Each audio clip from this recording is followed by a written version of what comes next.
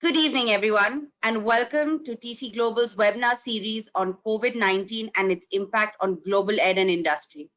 Our second webinar today is Global Ed Still a Great Decision for Me?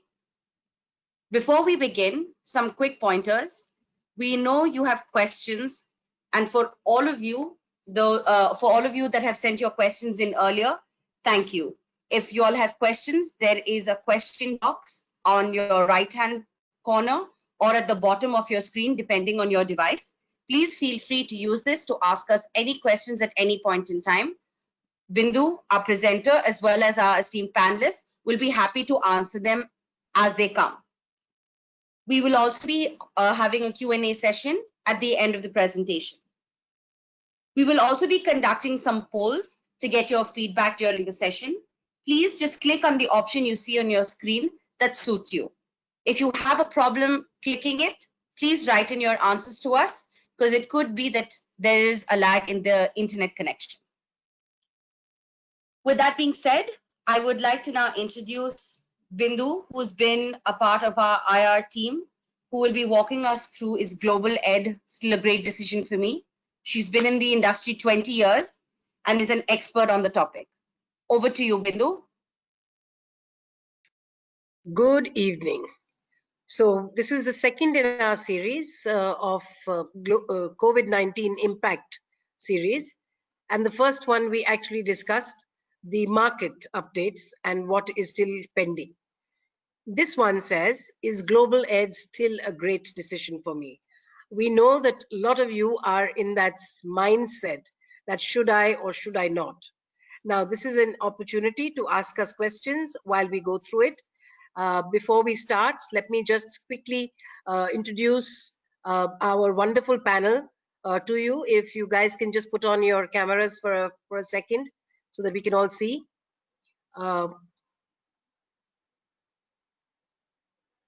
No? Anyway, then we'll introduce you to them at the end of it when they start answering your questions. But do keep your questions coming while the webinar is on. Some of them we will try and answer and get back to you. So what about... They're all online. Oh, thank you. Sorry. Thank you, Rohini. We have Jazz from our IR team. We work very closely together, and we can probably tell you what is going on with our universities and university partners. The others, Glenda, Tina, Deepak, and Shweta, are part of our leadership. They handle different branches. And I promise you, between them, they have more than 20 years. They probably have about 40 years between them of expert advice which they have been giving. So thank you, guys. We can now sorry, but we can now put your cameras off so that we can get on with it.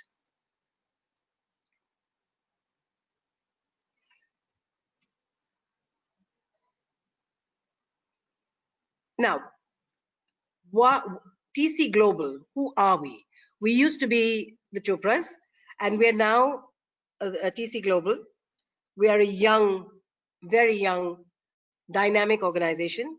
We are the leading global education, learning, and investment services organization. And our mission and purpose is to really build a global mobility and learning community of students, people, industry, partnerships, to help shape the global citizens of tomorrow, today. We've been around since 1995, which is 25 years now, led by passionate founders that saw the need to inject career development and future planning into the socio-economic conversational frame in the education landscape. Earlier, nobody talked about that. That's how we came into being. Today, we have engaged over 2.5 million students, helped shape thousands of lives, and are now creating a next generation platform ecosystem that will transition us into a platform brand built for a generation that has grown up in the age of the internet. We're continuing to build, adapt, and advance our mission, even as we see a new world take shape, and look forward to having a meaningful dialogue with you today. Now, this is the essence and the ethos of of TC Global.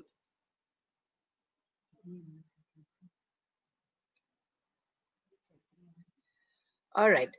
Guys, you know, this is all about technology. So if you give me 5 seconds just to do a little quick tech check.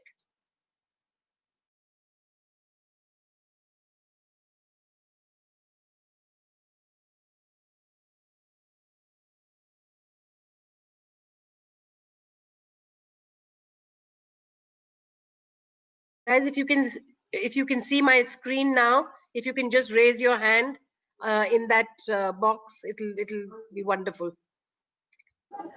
Yes? Okay. So let's go.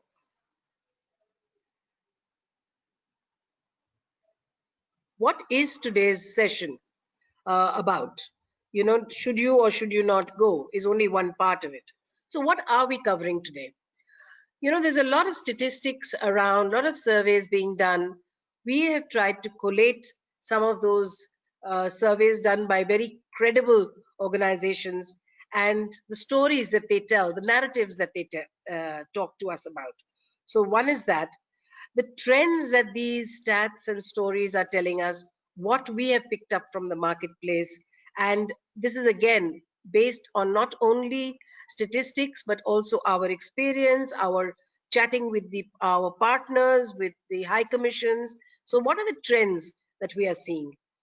There are a few markets that are really resilient, that have come up in spite of COVID-19, are doing excellent work. We'll talk about that.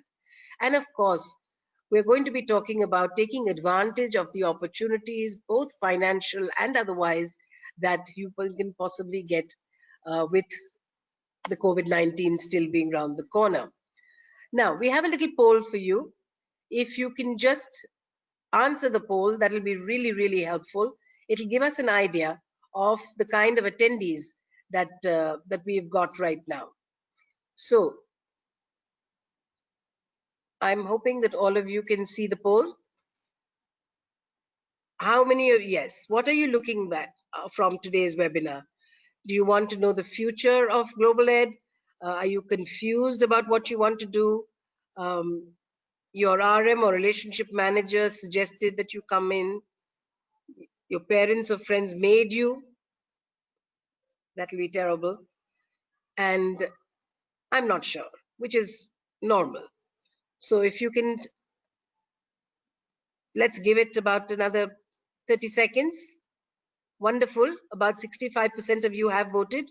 If we can have all of you voting, that will be really super great. Great. A lot of you want to know about the future of global ed. And some of you, of course, are confused. But so I think another 10 seconds and we can. I'm really, really pleased with our audience today. 80% of you have voted. So let's see how many we reach.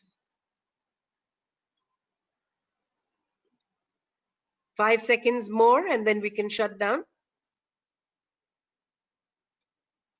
Okay. We've now closed the poll. And what is really, really wonderful is that 52% want to know about the future of global education. 40%, which is rather high, is confused about your global education journey. Only 4 or 5% were forced by their relationship manager or their parents, and a very small 3% said they were not sure. That's very, very encouraging.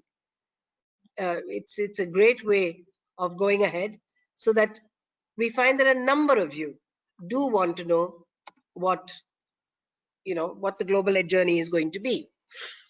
Now, like everything, we start with the good bit first. So let's do some good news from around the world, and it comes in various forms. The first one, of course, is climate. The air pollution in major cities in all over the world has dropped by over 60%. India is seeing a much brighter, greener, bluer cities around the place, even our bad cities like Delhi, are blossoming with in the lockdown. But of course, this is not going to stay like this. This good news. I don't know how long it will stay, because the minute we start going back to the new normal or the normal, this will rise. But at the moment, it's great news that we are not breathing polluted air. Technology is here to stay, and tech companies are helping out in lots and lots of ways. Tech companies in New York have donated 20,000 Wi-Fi devices for patients in the hospital. That's super great. But as you know, technology is, we can't do without it. And my favorite one is about the human spirit. It doesn't matter how old or young you are, where there is a will, there's a way.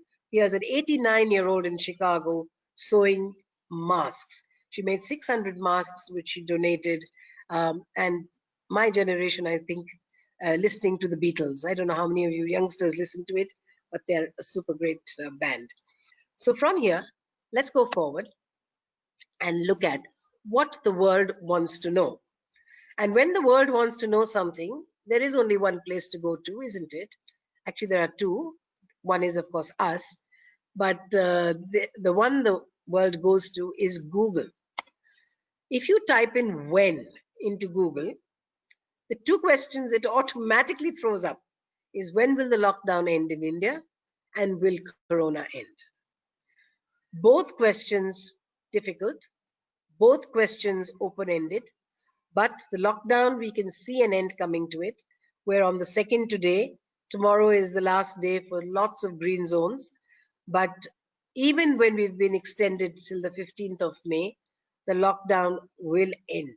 How we use the lockdown and how we, see what comes ahead is the crucial question.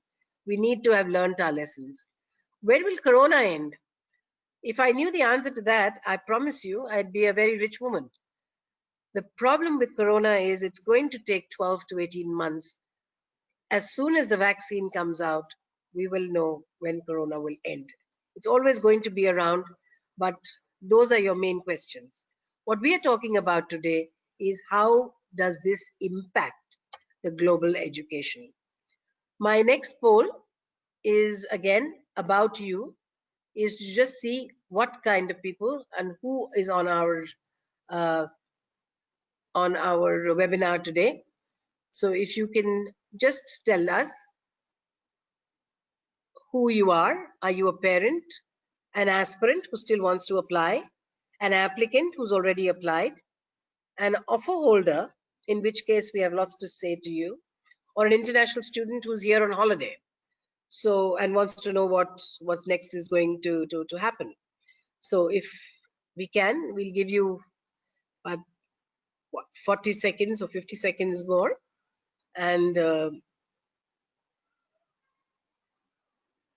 guys, all of you, if you vote, then it just makes it easier for us when we're giving you information to tailor make it towards you. We do have a few parents with us. I'm glad to see. I hope you also, pick up information from what we are saying. Lots of aspirants. I wonder if that means that you haven't applied yet. So then this is perfect timing for you. Offer holders, if you have questions, remember we have an excellent panel there. Just send it in, and they will answer your questions as we go along. And of course, we have the Q&A at the end of it. All right. Wow. Really wonderful. We have 80%, 79% of you have voted. We've closed the poll, and we have got 4% are parents, welcome parents, and 44% are offer holders. So you really do want to know what to do next. I'm glad you're here today. 35% global ed aspirants.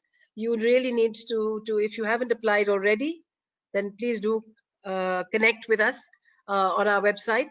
Or if you are already registered or onboarded with us, then talk to your RMs, relationship managers. And we have 15% applicants. including a couple of international students who are here on holiday. If you have questions as well, very, very happy to answer those. Okay. Now, as I said to you in the beginning, the statistics and stories, the narratives that we have picked up in the last 2 months. So let's go with that. QS is a very, very reputable um, um, organization, and students really like them. You've heard of the QS rankings. They have done a very large survey of students from February 2020 to April 2020, and we're using their key findings to see whether your study plans are on or off. If you can see in this that in February, 10% of the students actually said we no longer want to study. By April, when things started clearing up, they were down by 5%. They're only 5% now. So that's a really good sign that students are looking at this very seriously and study plans are on. In terms of preferred country, we've just taken the top 5. So don't say these are the only countries. There's lots more. But the highest number was still wanting to go to the UK, and then the US and Canada, and of course Germany and Australia. There is, of course, New Zealand and Ireland and parts of Europe which are still, because they were so badly hit, students didn't really opt for that. But the other ones, what is the kind of information students are looking for?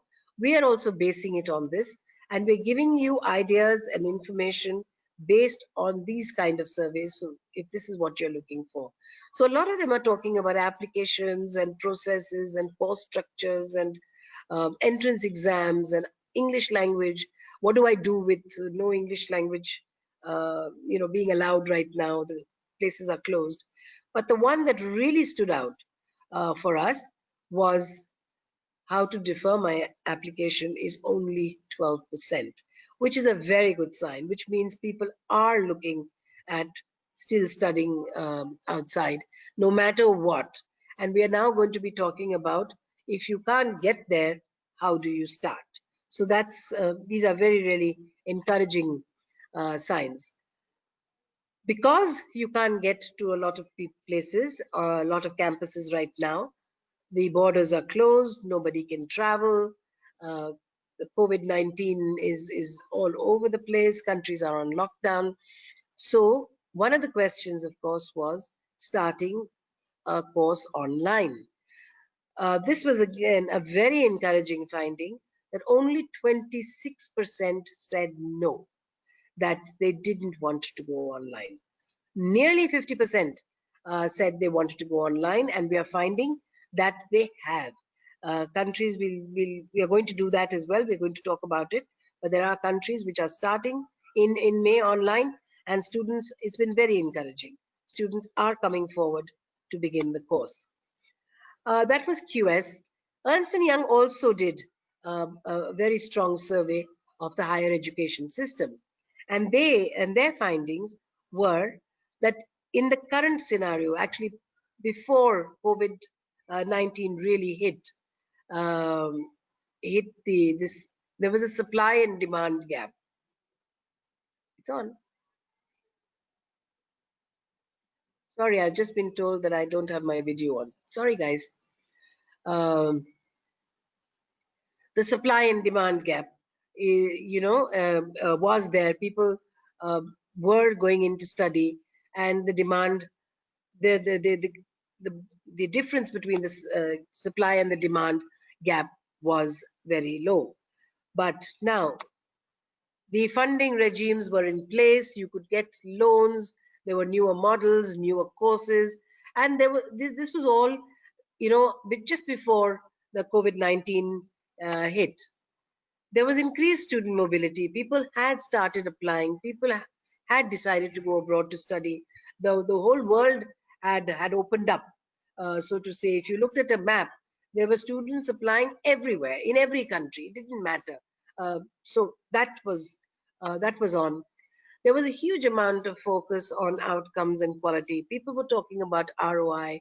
They wanted jobs, and the quality was part of this.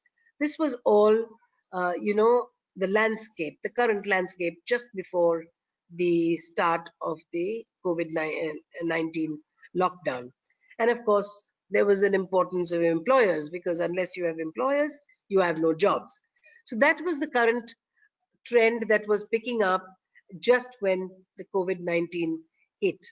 Now, what we are seeing is for the future trends, and the insights that EY has given us is basically both the funding and the student mobility has become more challenging. There is no such thing as difficult. At TC Global, we don't believe anything is difficult. Nothing is impossible.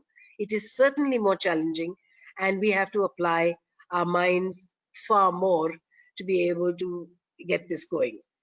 On the other hand, the focus on outcomes and quality and employers has become more important. So while one has become more challenging, the other is far, far more important. All of you have questions on whether we will get jobs with the mess that the world is in at the moment. But never ever look at things as challenges alone. Also look for liabilities, just look at them as opportunities.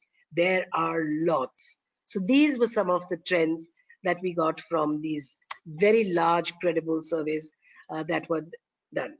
Now, what are the trends that we are seeing? Remember, we are also a 25-year-old company. We've been, our experience stretches from, days when students were very, very small numbers going, the markets were very small, not all countries were popular. So, what are we seeing today? Has that gone back to the good old days, or are people embracing and adapting to change? We in India, we're a 2000-year-old civilization. We all know that. I'm sure all of you studied that in history in school. But education has always been a very important part of our system. We used to have the Gurukul system where one teacher, few students. You've seen the Ramayana and Mahabharata, especially with this lockdown and DD broadcasting it all over again. But the Gurukul system was a very important one, where the Guru was the know all, be all, end all, and everything stemmed from that one person. But years of that moved to the traditional university system worldwide. So what happened is that now there was one teacher and a regular classroom. So you had a fixed number of students that you taught. And this is across the board. We're talking about India in particular, but everywhere is the same. You have a fixed cohort of students, and that is the traditional classroom face-to-face style. But life is not about being stagnant. And then we had the distance learning, where you had one teacher and many, many, many, many students, because it was online. And that changed the way learning happened, teaching happened. And of course, today, the impact of COVID-19 has taught us a lot of stuff. From now on, we're in Education 4.0, completely tech mediated education, and we can see it. Universities have already started online. People like us, we've had smart classrooms for the last 2 years. All our teaching for the global learning, which is your preparatory, exams, your GRE, GMAT, SAT, English language, all of them. We have been with smart classrooms for the last 2 years. We're already on the path. One of the reasons why we have managed to preempt and get on the bandwagon so fast is that we, as I mentioned right in the beginning, we're a platform brand. We were only, I think, a couple of weeks away from launching, completely going online. That is why we were the first people off the block and are able to give you these seminars and give you other forms of learning. History teaches us a lot of stuff. And if we actually learn from history, super great. I was talking about opportunities. Here is this wonderful man, Isaac Newton. When he was at Cambridge University in 1665, the university closed down because of the plague. Newton decided to work from home, and presto, he discovered calculus and the laws of motion. So he didn't sit at home hand on hand. He just carried on, just because he didn't have his lab, which he had at the university. and he did inspirational work. So make the most of opportunities. That's what history should be teaching us. I talked to you in the beginning about resilient markets. It's amazing that, when the chips are down, some people wake up and do extraordinary work. The reason we've singled Australia and New Zealand out is that one of the reasons, of course, is that they have a July start, unlike the others, Europe or the UK or even the US, which have a start much later. They start in August or September or October. But Canada, I'll talk about Canada in a minute. Australia and New Zealand, what they have done is they've taken the bull by the horns. Australia declared a 6-month lockdown of its borders 2 months ago. So wonderfully, they will only open in September when hopefully all of us have got our fingers crossed that things will slow down, will plateau out, and face-to-face teaching may start. Of course, it's a big fat may, but may start. So what they've done is both these countries, they've come on board immediately. They've got variable modes of teaching. They're starting off online.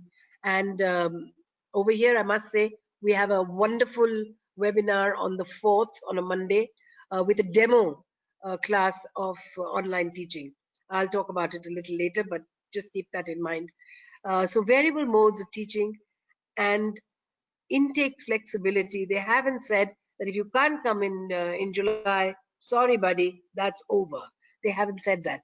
They said we will start in maybe October, so that visas have time to come on. The visa offices have to open, and students have time to come on board.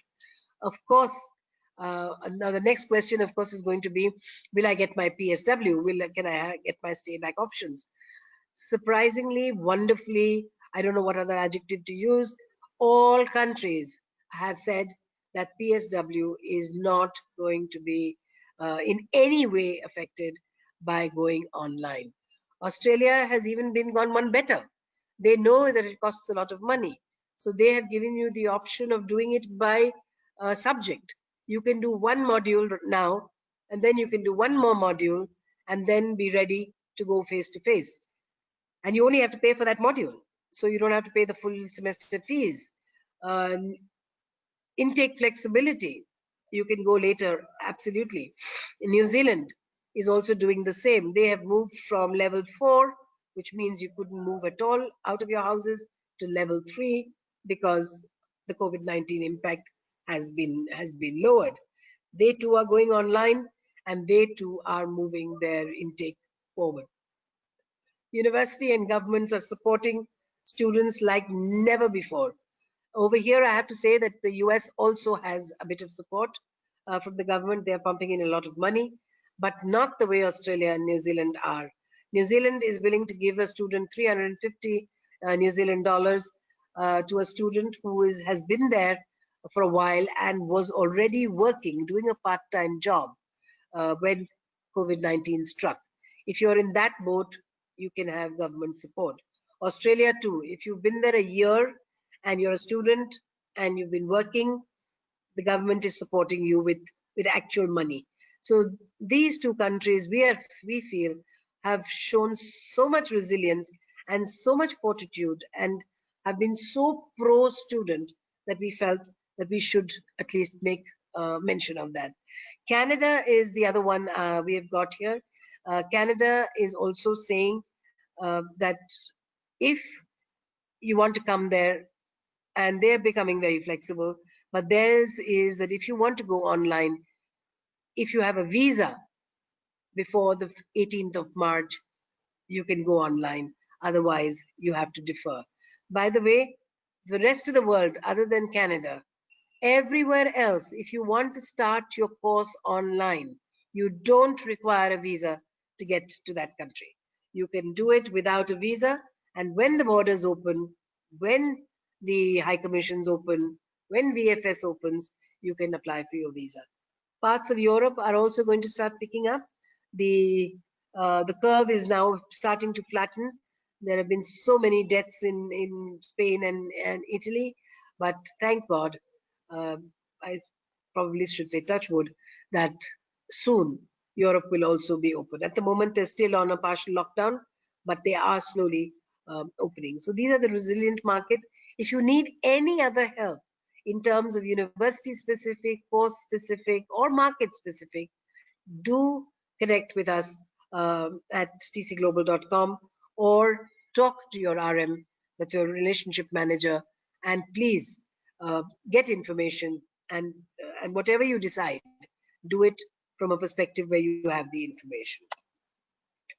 The emerging areas, these are the kind of questions that all of you are asking us. So we put together areas, by talking to employers, we're talking to companies, and these are the kind of areas that we feel that will be the future trend. Of course, healthcare, that's the first and foremost.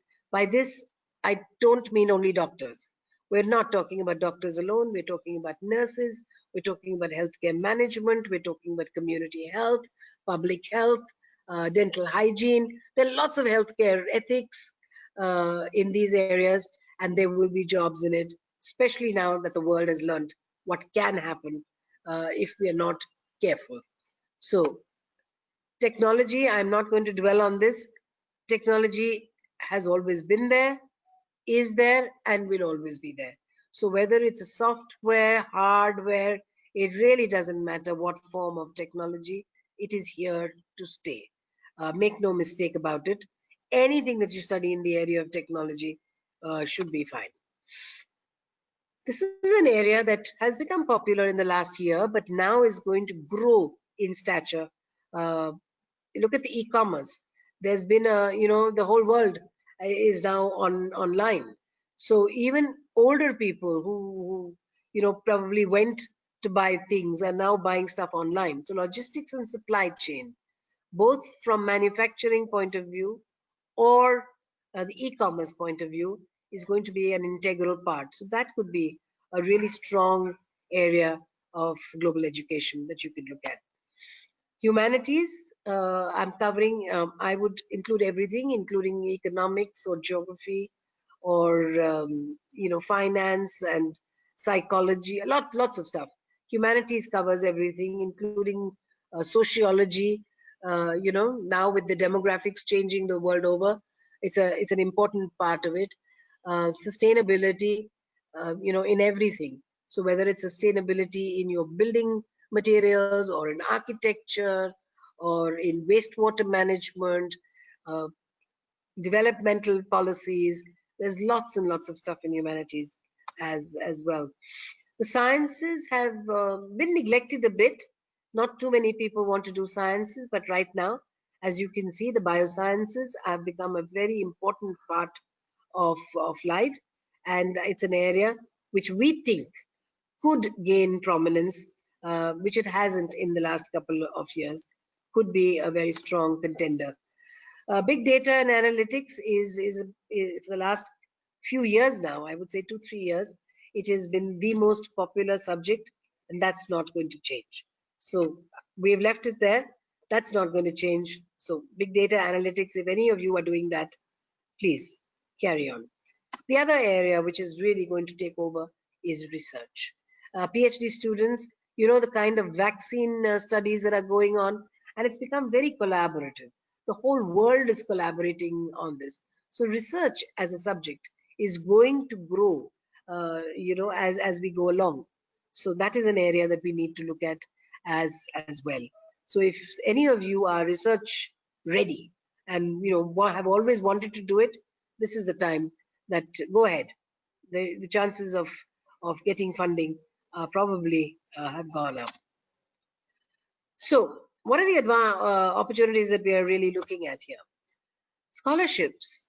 Universities are now giving you scholarships, okay, for merit students. I mean, you can't be a really bad student and expect a scholarship, but scholarships, tuition relief, discounts, reduced tuition fees at the moment, especially for the online stuff. And all these, if you notice, all the three are financial opportunities. Make the most of it. These scholarships and tuition relief may not come again. The tuition relief, so definitely is not something that is very common. So if you are planning to go, and if you are going to begin online, do ask your RM, your relationship manager, or do connect with us, and we will try and tell you which ones have it. Scholarships, again, a lot more scholarships just now than they were last year.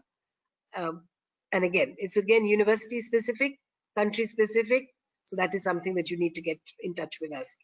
There are early bird discounts and incentives for people who are accepting. I saw a very large number of applicants who are listening to us. If you're an applicant and you have an offer, please accept your offer, pay your deposits. The next thing will be, Bindu, are we going to get refunds? Yes. If it is because of COVID-19 that you can't go, you will get refunds. As long as it's because of the impact of COVID-19, you will get refunds. These incentives, I'll give you an example. uh, Canada, as I mentioned earlier, if you didn't have an earlier visa, you can't do the online. If you can't do the online, the students have deferred their offer from May to September. So the September ones, you're not going to be able to get into Canada.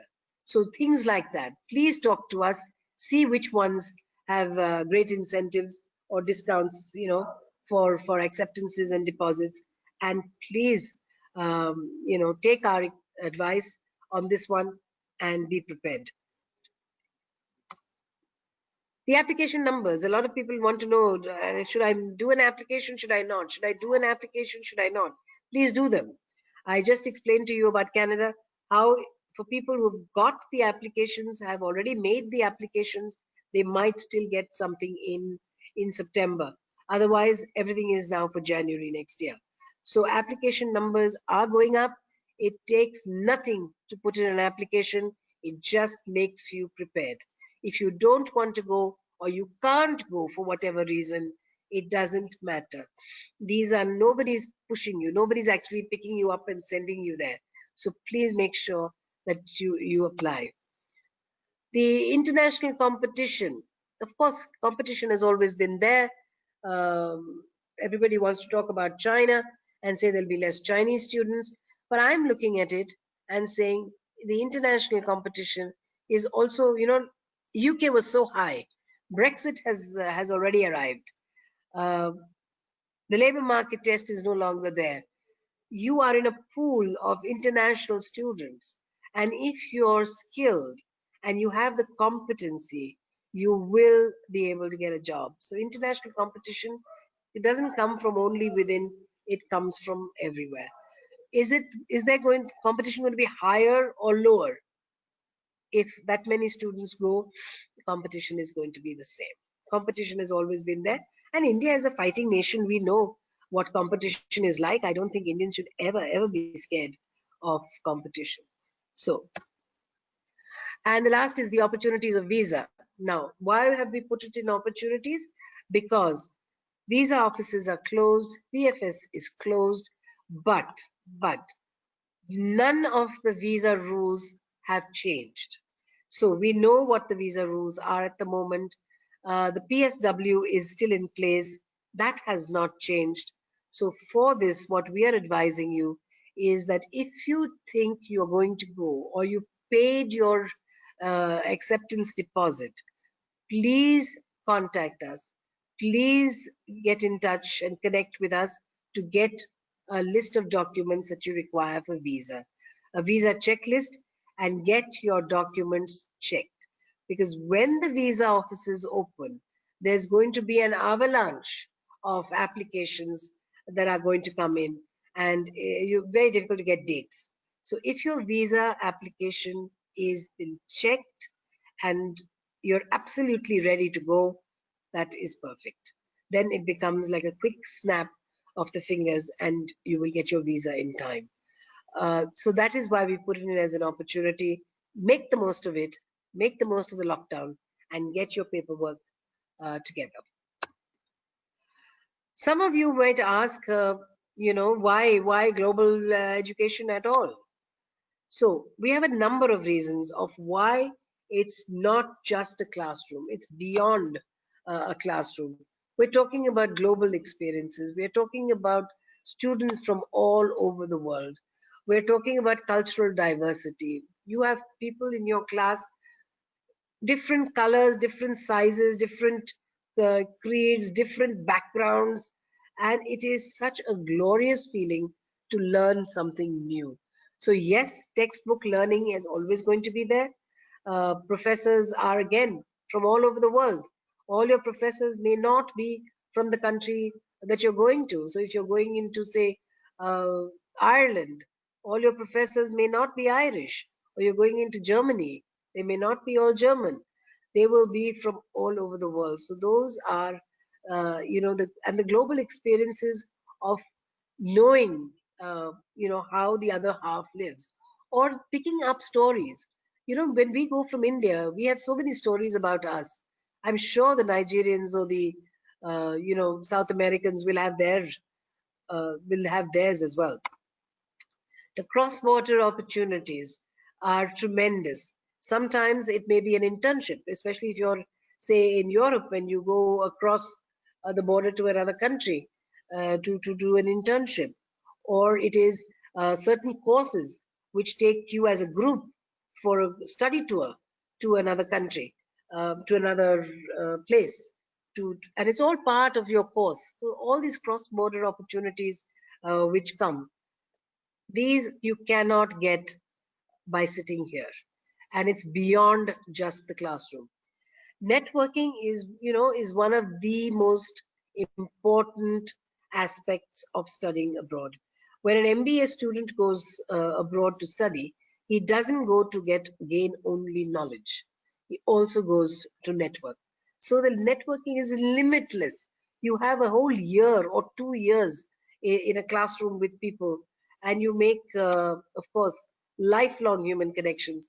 People who study with you, whether you're in school or you're in college, the people who studied with you are your bestest best friends for life. So this, between the networking and the connections, my little example here, which I have always given the students, is that even in your workplace, 5 years down the line, you need something, say, from China, or something from Argentina, or something from Canada, and all you need to say is, oh, that boy or that girl was in my class. So, look, can you imagine being able to pick up a phone and contact somebody like that with no restrictions? So, that is what it is. It's beyond a classroom, it's beyond a face to face teaching. That is even online, you can get quite happily, to be honest. Now, if you notice, this is not what the future does hold, it's what the future might hold. We are not Nostradamus. We can't see into the future, though lots of people have theories about the coronavirus. That's not what we're talking about. There will be emerging industries. As markets recover, opportunities will come into business and industries will change. Uh, at the moment, some are, using what we need. Now, I'm sure there are people who didn't think that PPEs, or the protective wear, will become an industry. But at the moment, that's what we need. We need masks, we need gloves. So as markets recover, new opportunities will come up. Some will come up and then die out. Some will say, some are more sustainable, but keep your eyes and minds open, and you will find that you will do much better. For those of you who was Boy Scouts and Girl Guides in school, I don't know whether you knew, the motto was "Be prepared," and we really feel that it's be wonderful to be prepared and upskilled when the market goes back into the bull phase. At the moment, we are in the bear phase. There is no doubt about it, but it is going to go up. Everything that goes, I mean, that far down has to start coming up again. So if we want to be absolutely prepared, uh, then we need to go and get ourselves upskilled, or pick up skills that the future will need, not what we've already got. So if you're looking at that, it will be a huge, if we can keep this thought in our minds, that if that is one of the reasons for going, then I think it would be absolutely wonderful. Time for another poll. Let's see if we've managed to give you a little more confidence in trying out stuff. So now, what are you thinking about your future thing? So, do you want to be prepared and apply? For those of you who've applied, do you want to pay your acceptance? Confirm my spot immediately. Um, let's see how many want to do online learning. Of course, some will still be unsure, but how many want to wait and watch? All right. A very large number wants to still wait and watch.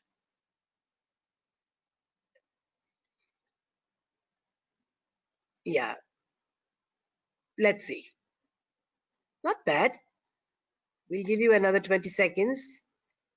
But what is really heartening to see is that nearly 80% of you are voting. So that really gives us a good cross section of people. Right. Another 10 seconds and we can close the poll.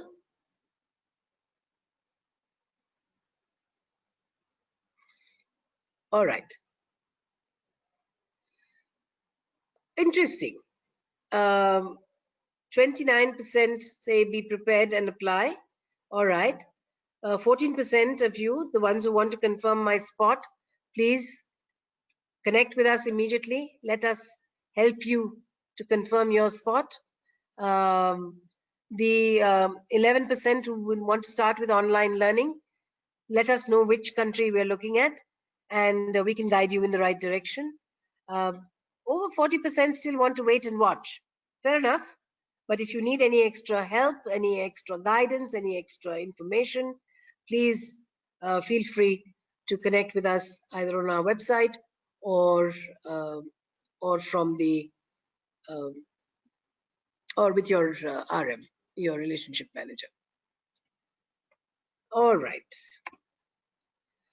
So just to wrap up, these are our insights that we have gained over the last 2-3 months with all that is going on around us. So there is a case for global education. You know that 40% who are on a wait and watch, my advice to you would be you should still apply. You don't have to go, but you should apply. There is a very, very strong case for global education at the moment. You need to be upskilled. Universities are looking at employers and employability in a big way. So it's an area that you should be looking at. The opportunities that are arising from this situation is going to be tremendous. There are certain areas that are going to be in short supply, and if people don't make the most of these opportunities, if you have a financial thing that you would want, this is the time. Scholarships are available, tuition relief is available. So those are the kind of opportunities that you should be looking at. Make use of what is on offer. As I said, just connect with us. We'll tell you and tell us which area of information that you want. We are very, very happy to help out with that. The government support that universities and the governments are giving to students worldwide is unbelievable. Australia, New Zealand, though I talked about, Canada, the US, tremendous amount of government support and flexibility in what they're doing. So they're not letting students down, and all the PSW is still available. Whether it's the OPT in America or the stay back options everywhere. If you start online, it doesn't really matter. I will reiterate, apply and be prepared. Just put in an application and leave it there. As and when decisions come, then you make a very informed decision of what is going to happen. We can't say more than that to you at this point, and be open to start online. My advice again is blended learning. You will do part of it now, and then you will go ahead and do the rest face to face. My advice on this one is do attend the webinar on Monday and have a look. There's a demo on a demo class for online learning. Ravneet Pava from Deakin is going to be doing it, and it's going to be a wonderful learning for all of us. So do have a look at it and be open. Keep an open mind to start. And this is our trend. I mean, virtual is the future of the work as well. So not only are we going to communicate with you virtually, which we already are, we as a company, as I mentioned before, have always done it, and we are now ahead of the game. So even work-wise, a lot of people are going to start working from home as a routine thing. The offices are going to get smaller because this social distancing is not going to go away in a hurry. For the next 6, 7, 8, 10 months, we're definitely going to have that as well. How can we help you? How can we at TC Global help you? 25 years we've been shaping lives and careers. We started in 1995.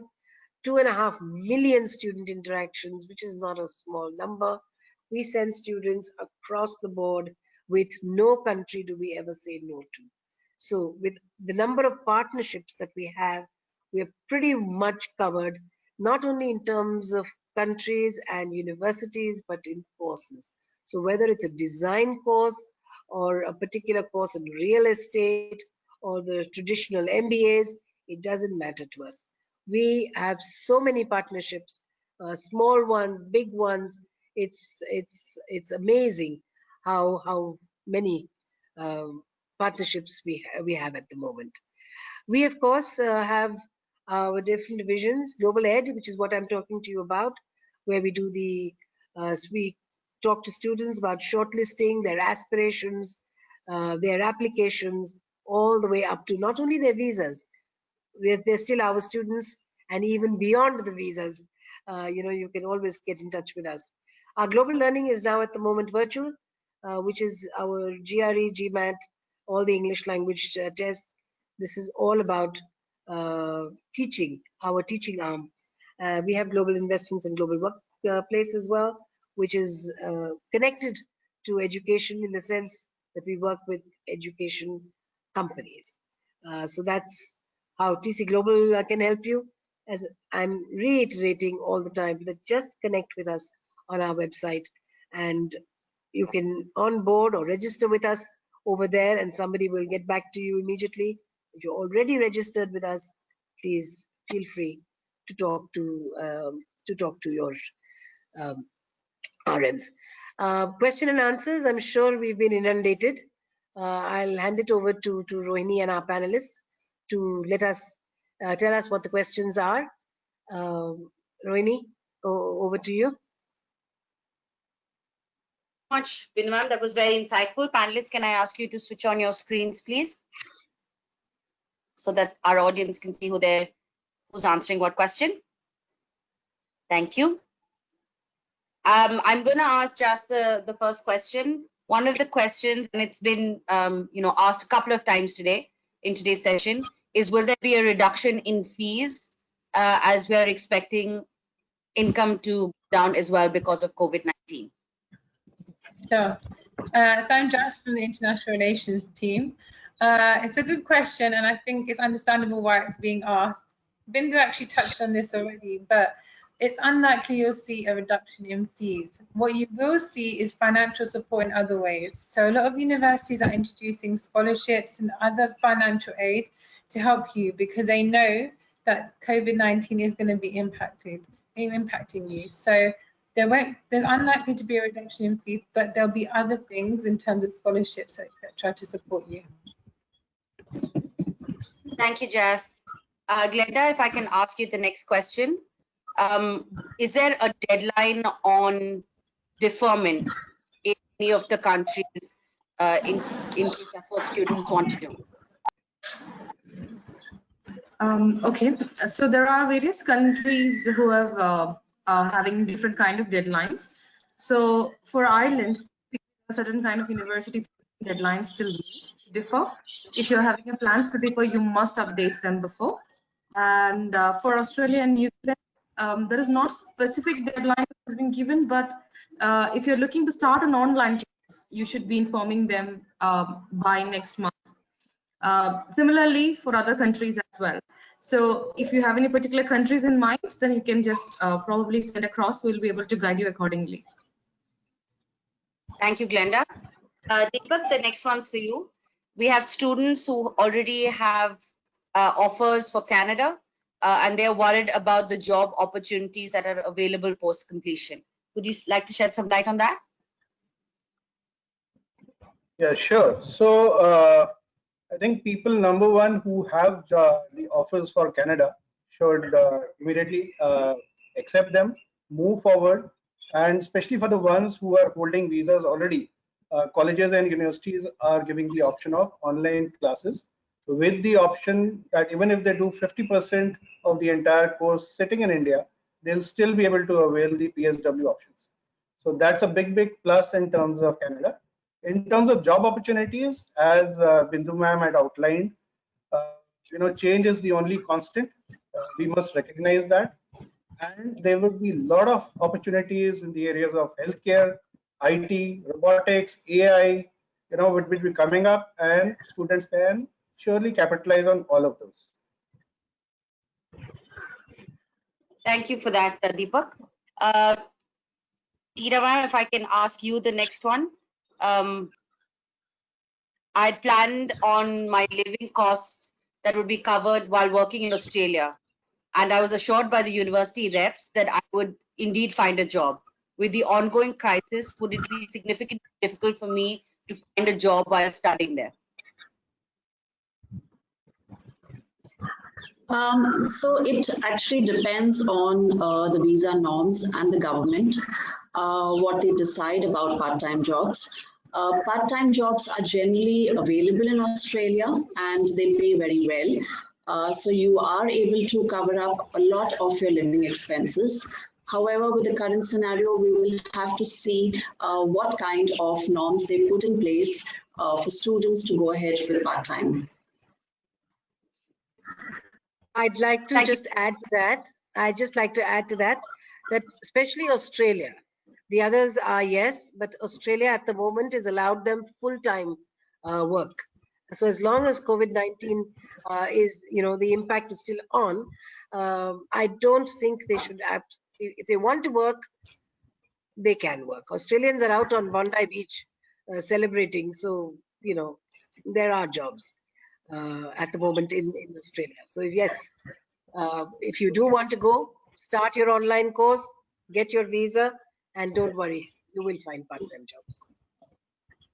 Thank you, Vinay. Shweta, if I could ask you the next one. It's subject specific, unfortunately. Tourism and hospitality has taken a big hit when compared to some of the other sectors. Is that gonna affect me? This is particularly from a hospitality student.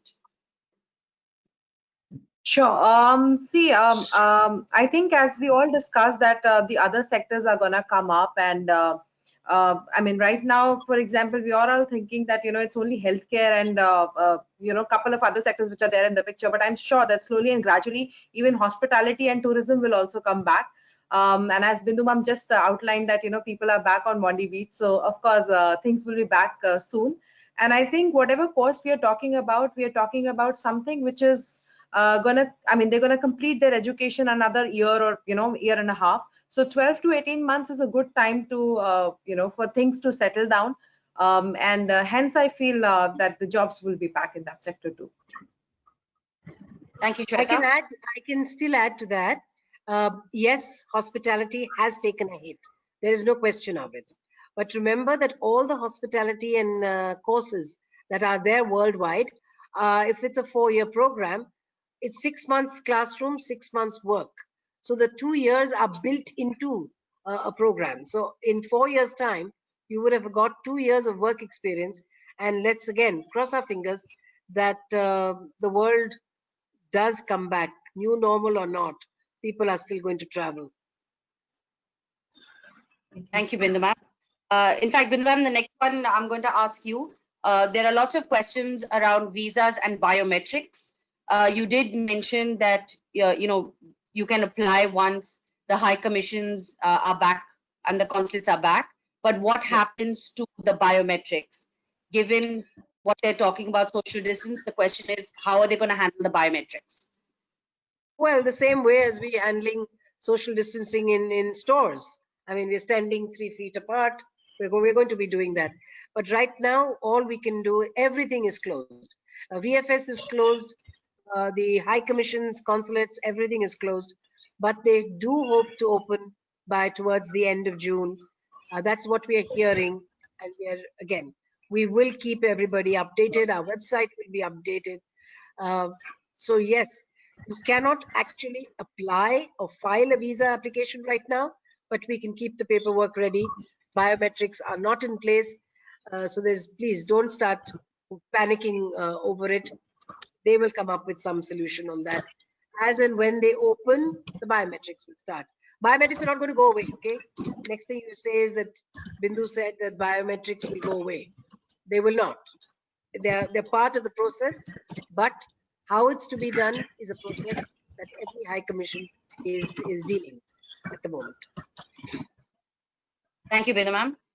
Jas, there's a very interesting set of questions that have come from Nigdesh. She says the main concept of going abroad was about experiencing international learning, and given the current situation where online learning is basically from your homes, it's definitely a put off. There is no life to it. What's your take on that statement? Yeah, I think that was a really good question, because I think this is something everybody wants to ask and they don't want to ask it, or they already have a preconceived notion. And Bindu said perfectly, be open, right? That's the first thing. But most importantly, remember, this is short term. This is not how your entire degree will be. So universities have all taken into account that a little bit of it will be online and most of it will be face to face. So don't feel like you'll be missing out on any experience. And they'll put extra effort to make sure you're networking, you're collaborating, you're connecting. But most of your program will be face to face. You'll have that physical experience that you want.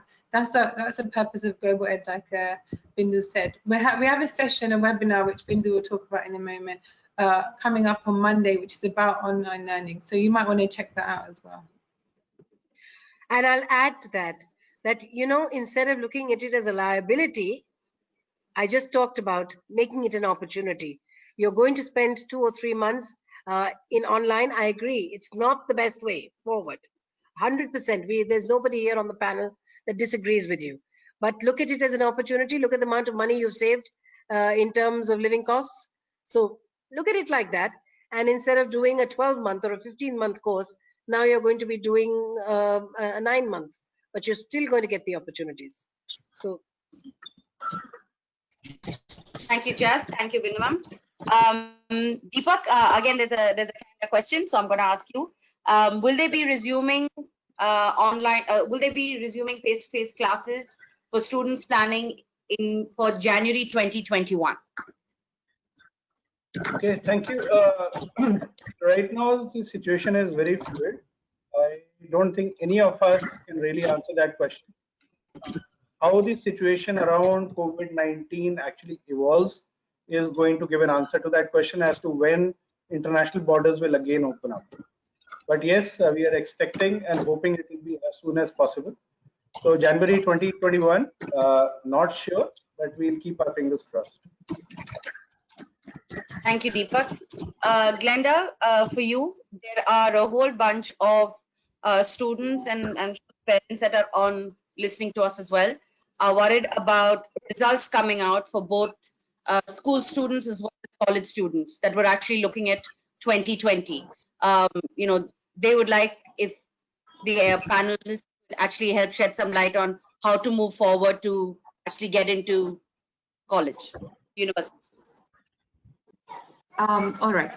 So I think there is a lot of certain uncertainties at this stage for people, but there has been an announcement from UGC in terms of the class updates and the exam dates.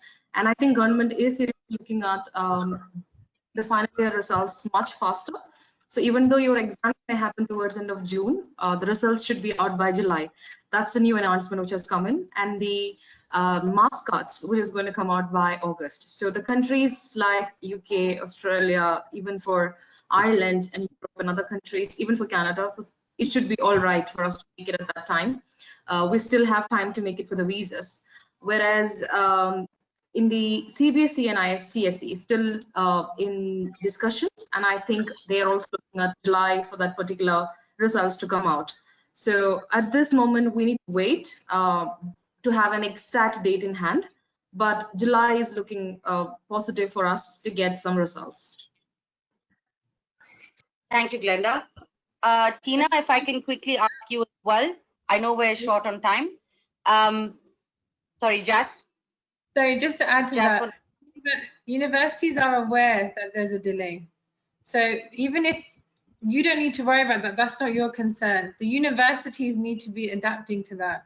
So just be aware that they know there's going to be a delay. If you've got a conditional offer, they're allowing you to use that for now, right? So don't be fearful that this is your problem. Yeah, this is not your problem. This is a people problem, which universities are already recognizing. They're doing things to help you with that.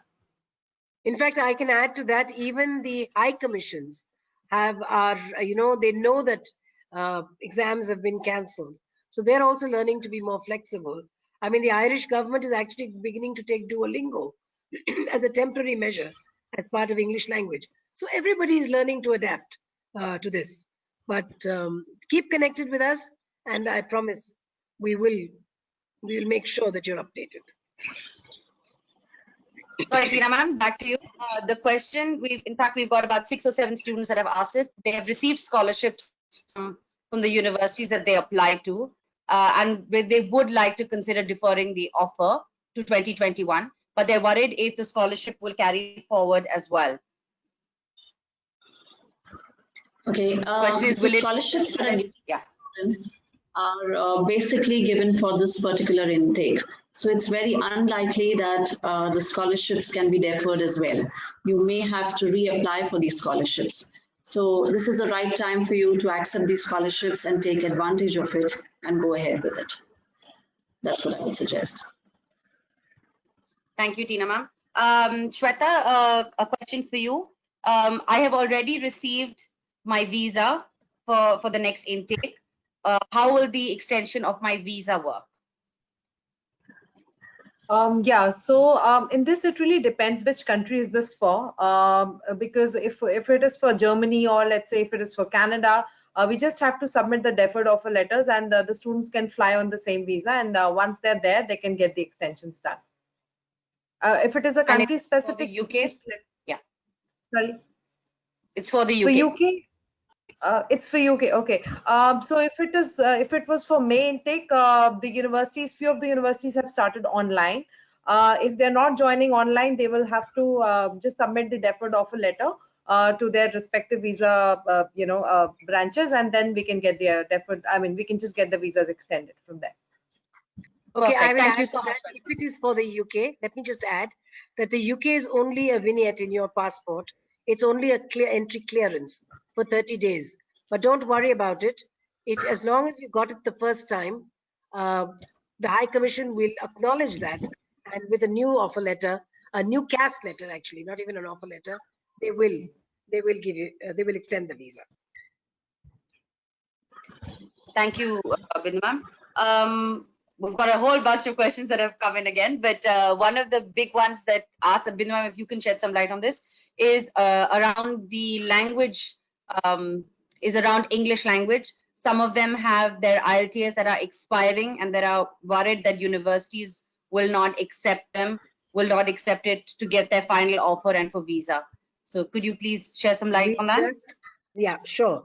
We just talked about being adaptable, how universities are flexible. Here is one more case, that if your IELTS score is just expired or just expiring, not 3-year-old, okay, but if it is within the last 6, 7, 8 months, universities will accept it and they will take that on board. If you want to redo it, then there are so many options to do it at home without having to step out of your house, and they're being accepted by most universities across the board. But just be careful with the ones that are being done at home.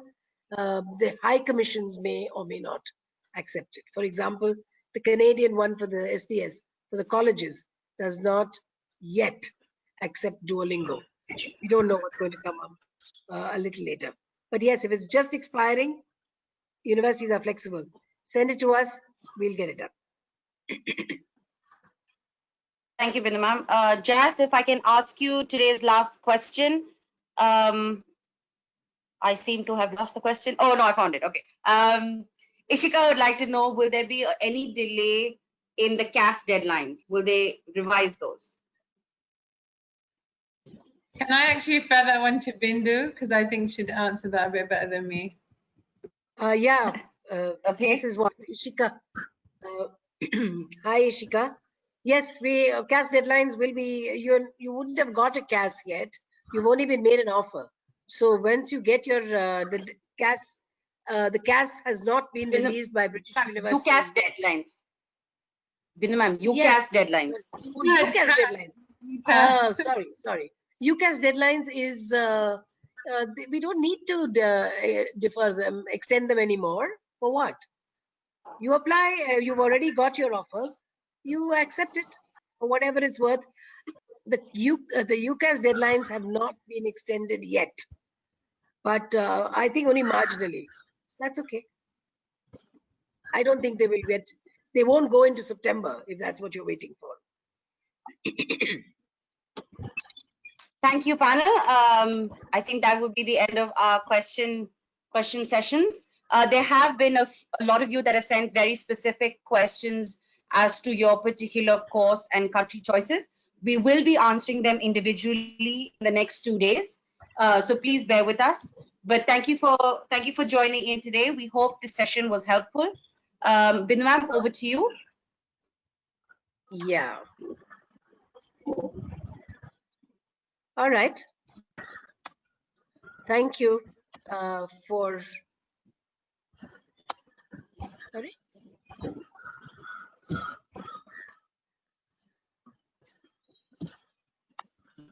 So keep in touch. We've been saying this, stay connected with us with various ways. Your RM or your relationship managers, do log into our website. There are lots and lots of trends and insights that we have over there. We have a number of virtual events that are coming up, including virtual fairs. Some of them are subject specific, some of them are just general fairs where you get to connect with universities. Keep track on the events page. And of course, we have a series of webinars. The last two, one I've been talking about on the 4th of May, which is about online learning. Jas and Ravneet Pawa will be leading on that one. It'll be an interesting one because there will be a demo as well. And the one that is probably going to be very popular is the career possibilities and realities post COVID-19. That's on Thursday, again at 6 o'clock in the evening. And the presenters are Chirag Mittal, who heads our strategy and human capital management, and Professor Chris Abraham from SP Jain in Dubai. Both wonderful speakers, and they will probably be able to shed a lot of light on on what is going on in the world. And so keep your questions ready. Do register for these, and let's take it from there.